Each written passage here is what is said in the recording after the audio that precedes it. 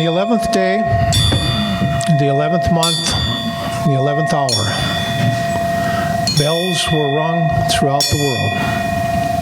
The war to end wars had had its day. It's my pleasure to introduce to you this morning Melissa Hill, an individual who I met while demonstrating against George W. Bush in St. Louis Park nearly 4 years ago, a number of years ago. I've also run across Melissa at Occupy Minnesota, and I've been charmed and pleased by her activism through the simple act of placing chalk on concrete or asphalt. It's through this expression that she is unique and always recognized when she is in our midst. For doing this, she's been cited and arrested and brought to trial. And she fought against this as a matter of her form of free speech. I would like to bring to the stage Melissa Hill.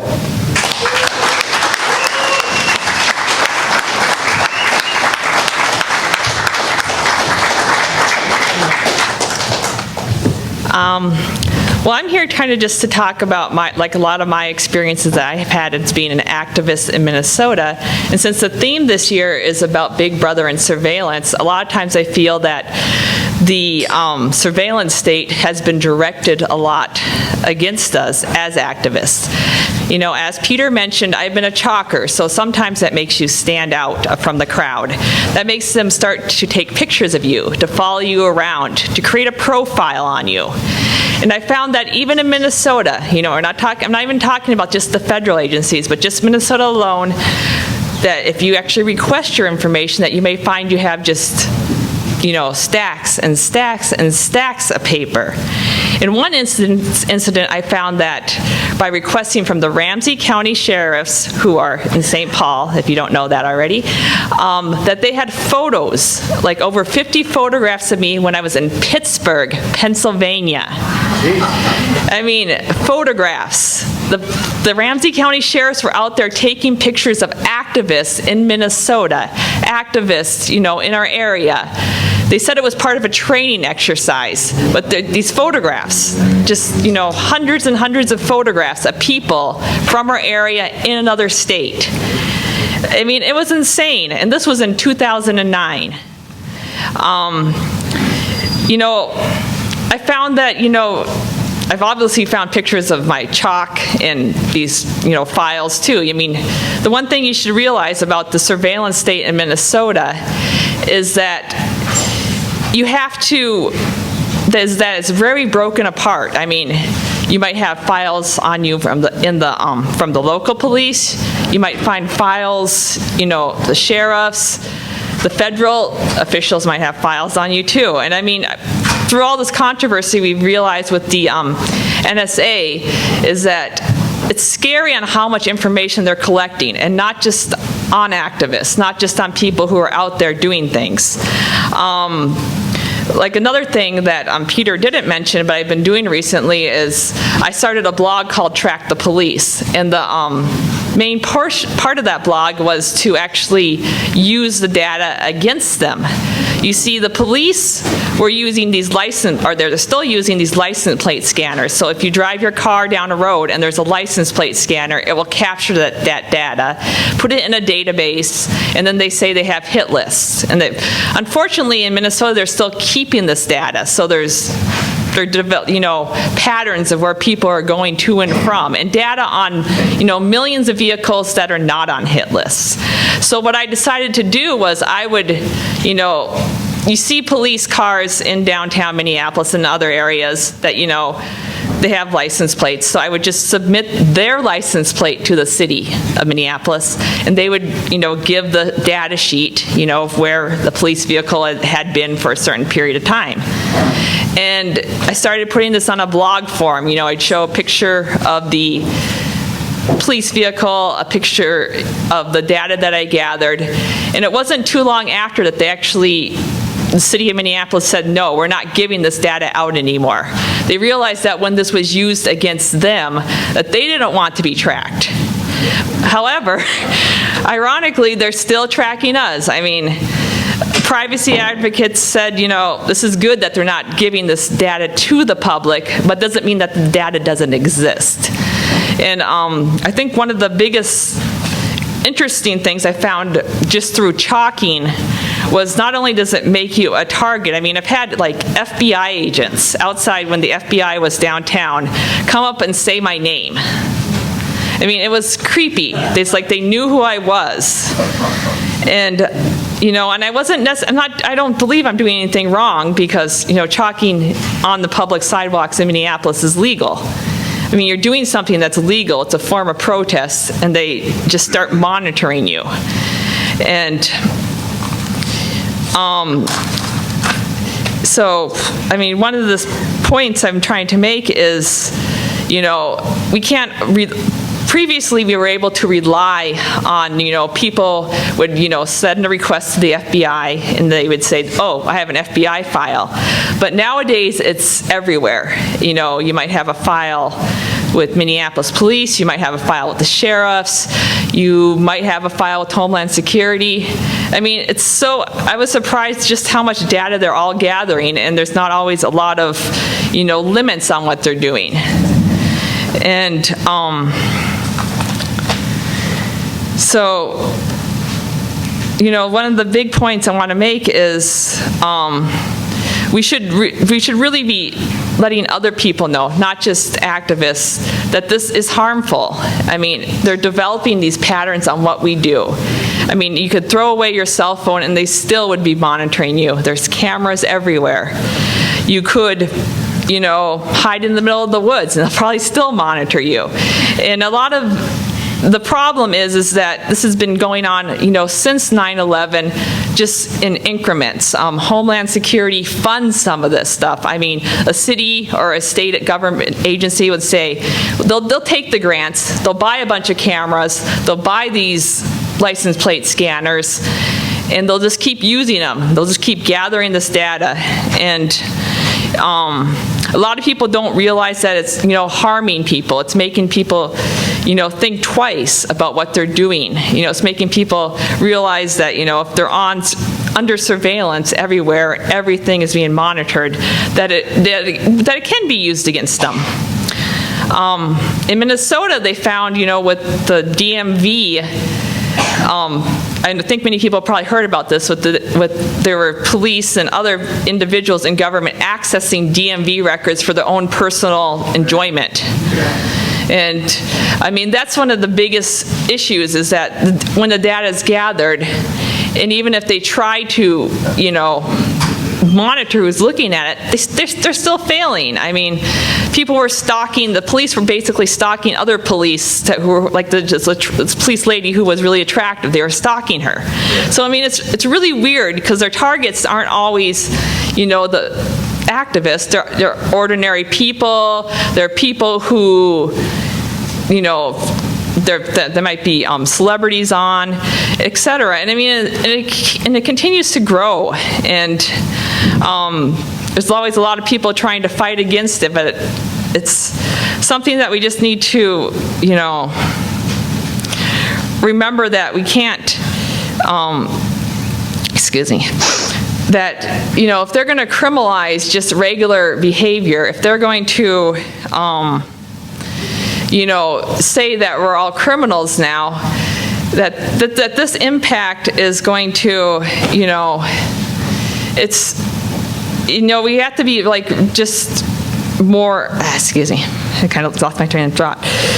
We have to be moral people. We have to realize that, okay, they're going to be monitoring us. They're going to be, watching us.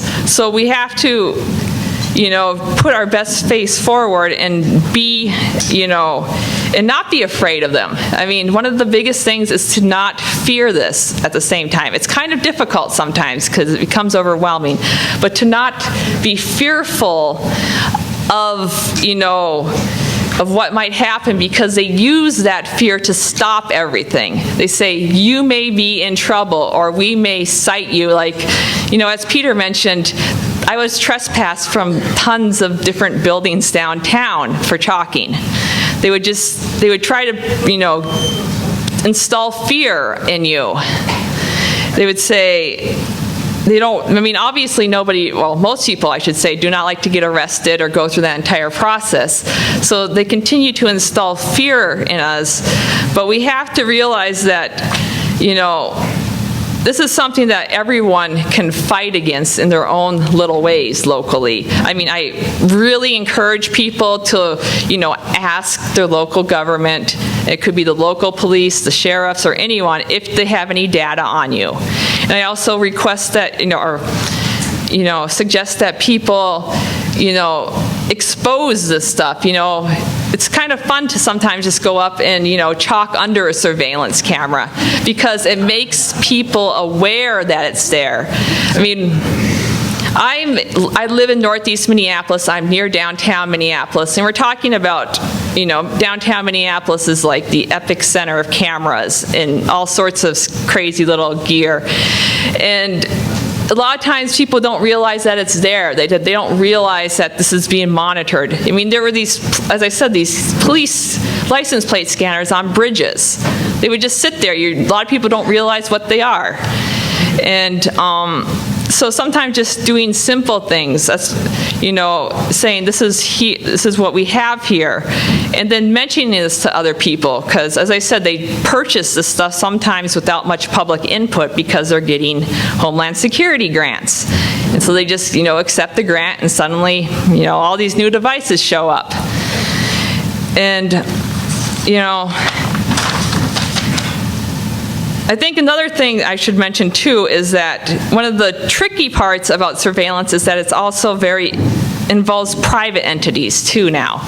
So sometimes when you think, are they watching, who's watching this protest, you might need to realize that it might also be Wells Fargo out there looking at you.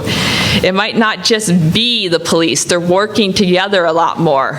In downtown Minneapolis, you see this all the time. They say that they have access to all the cameras, including the cameras on, private buildings. And unfortunately, with the private sector documents, you can't necessarily, file a data practice request with Wells Fargo. They're not going to, say that they have a file on you. But,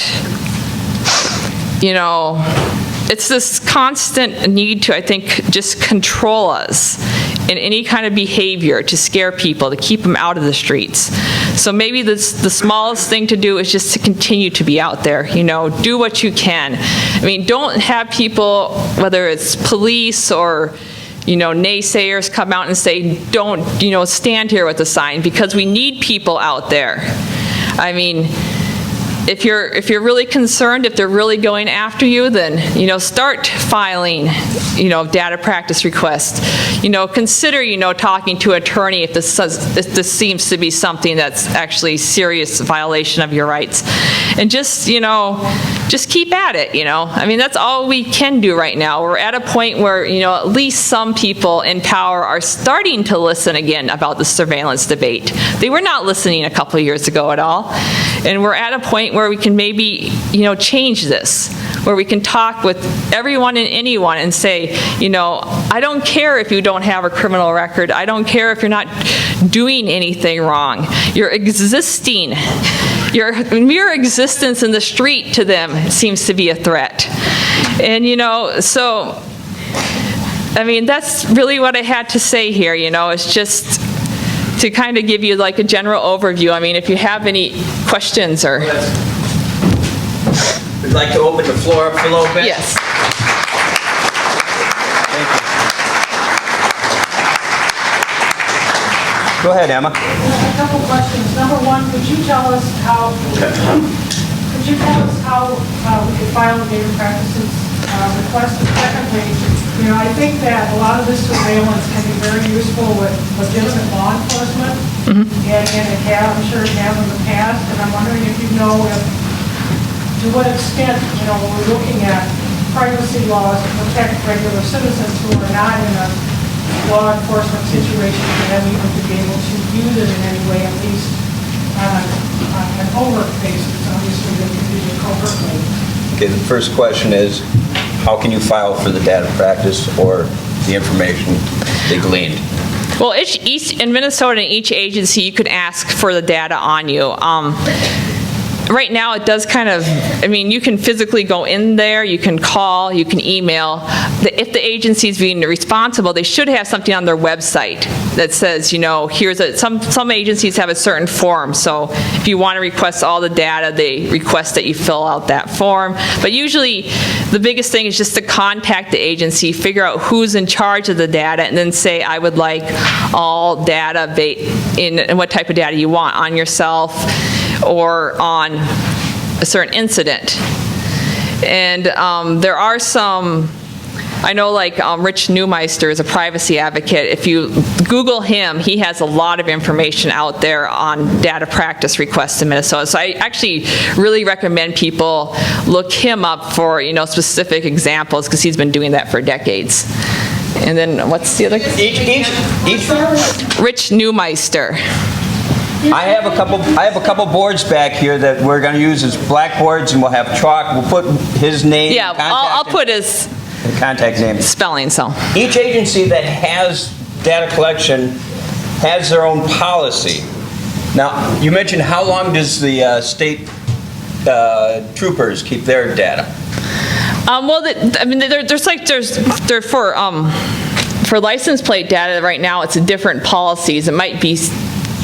Like the state troopers destroyed after 24 hours, or they were.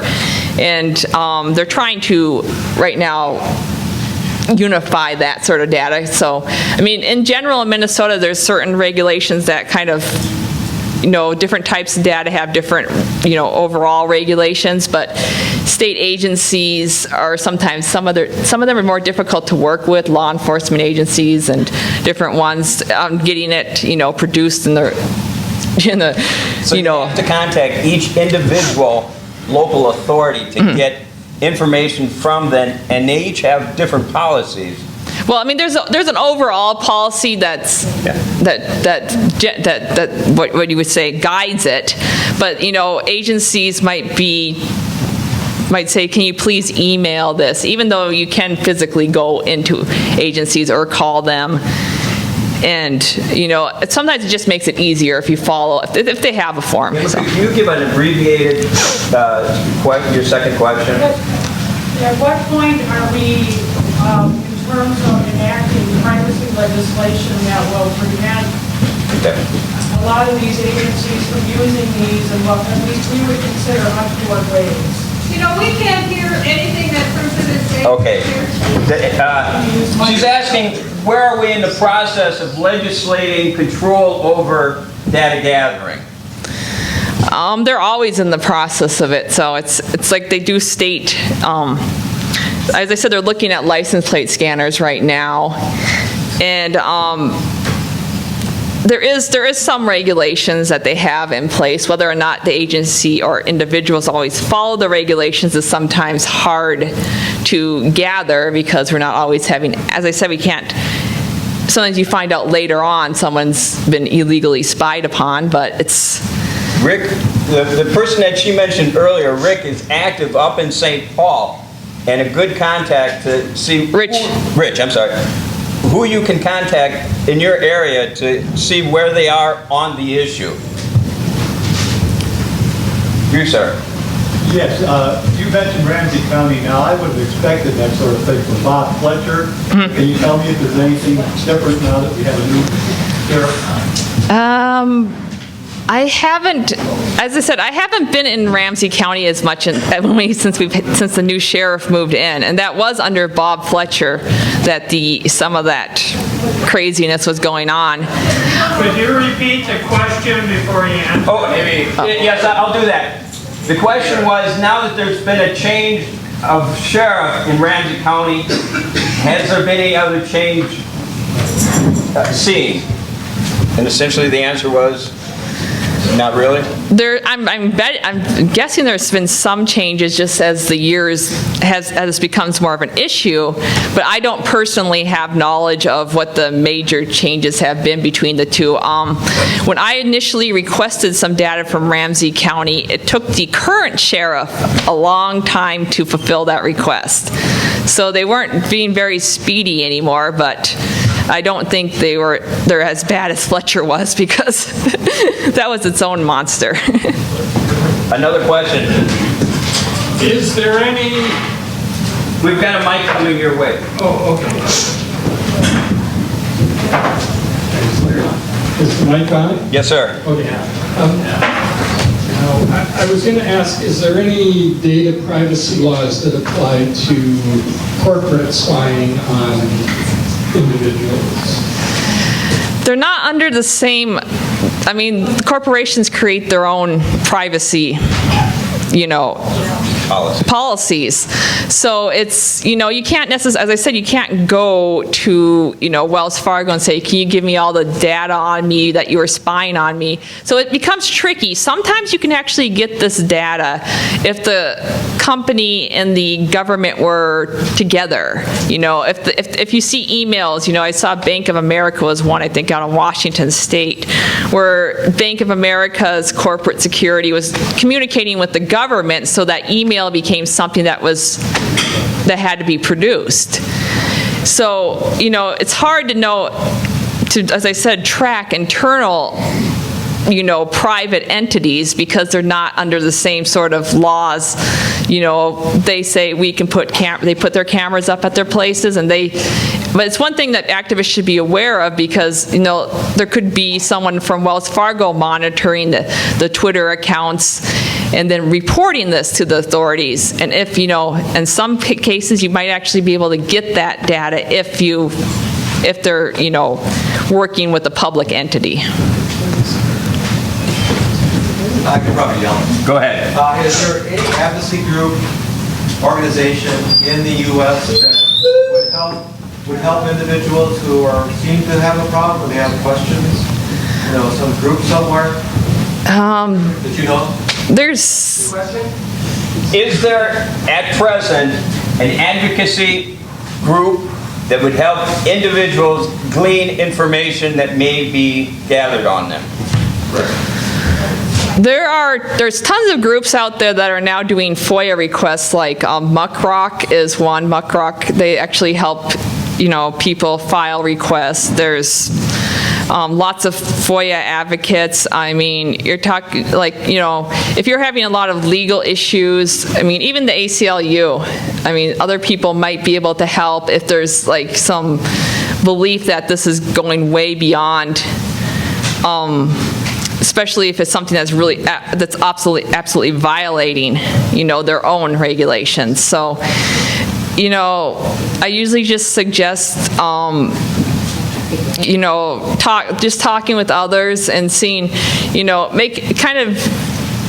seeing who you can contact, and what your particular issue is, and seeing if others have experienced this. The nice part about social media and the internet is that there are people who are, making these requests, like to the FBI, and you can usually Google this and, figure out who's doing this right now. So you can kind of sometimes, collaborate with them. Or if you're having, let's say the local police are spying on you, you can use this as a way to,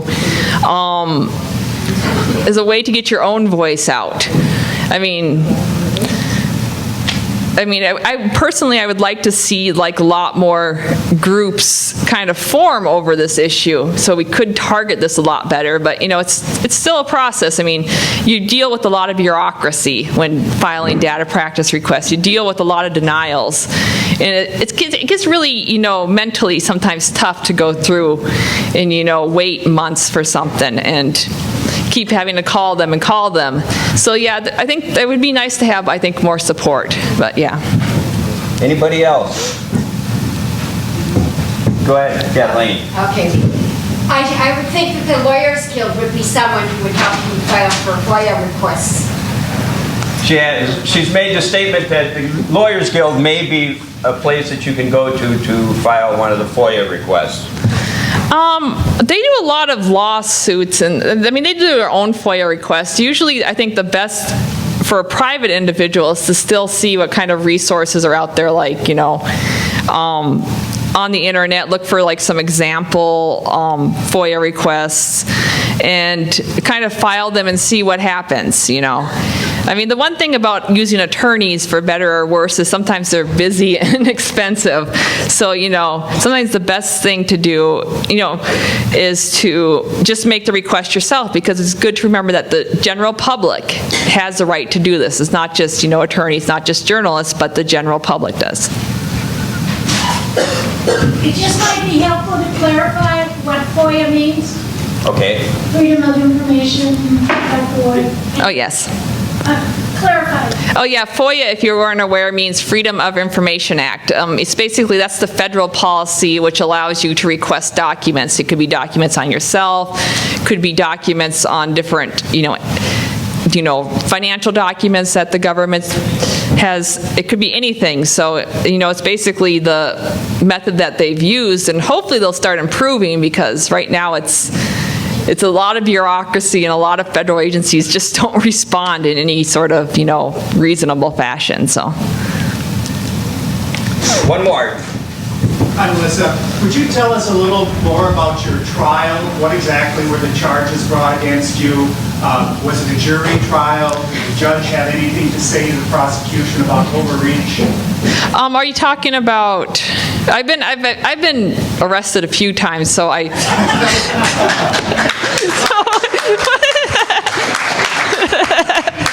Where you were arrested for chalking, but tell us about the most interesting one as far as you're concerned.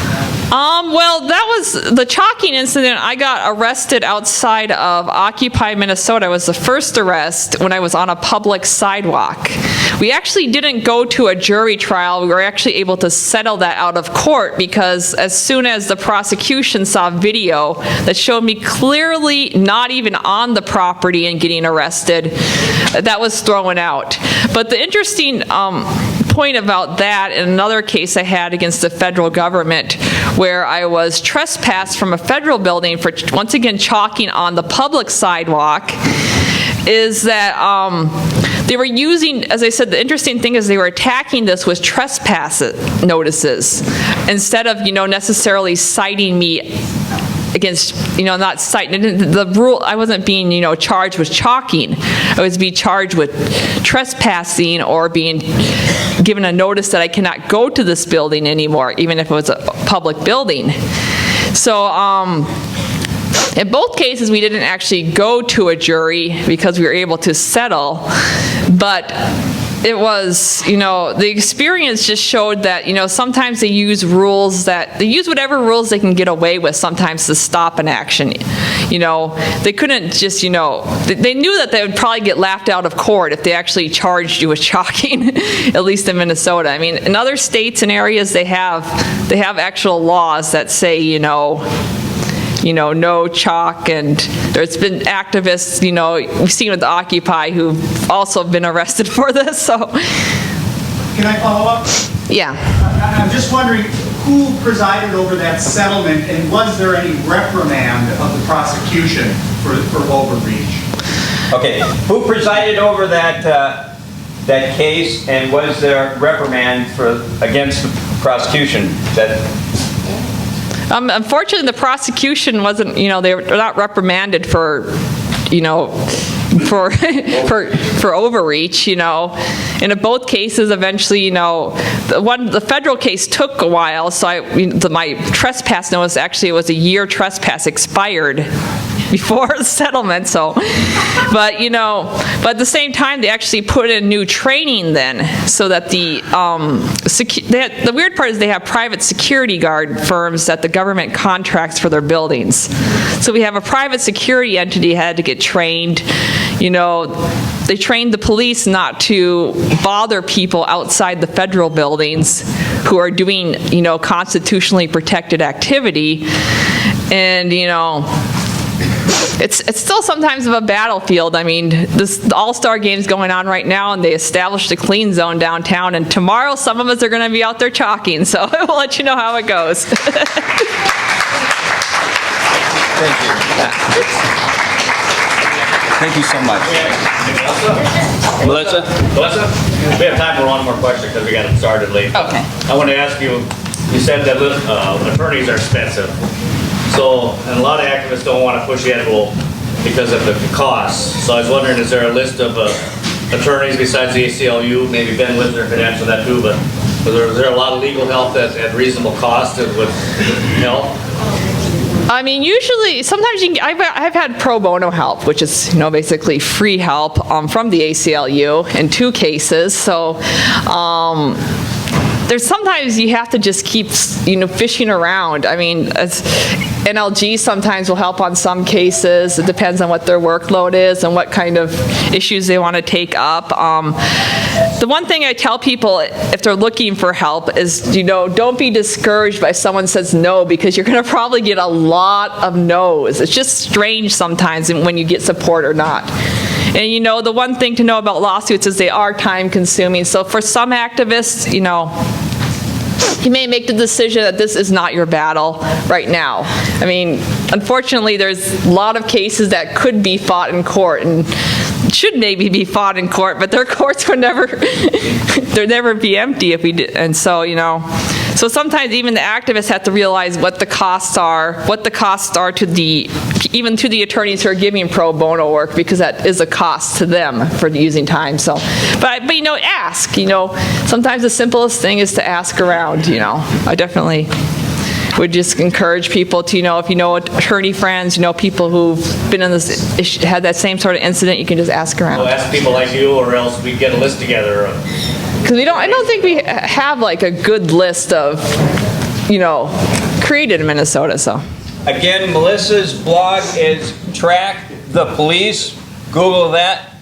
You'll find her. Maybe she can add some a blog posting this coming week with some more information. So, again, thank you, Melissa.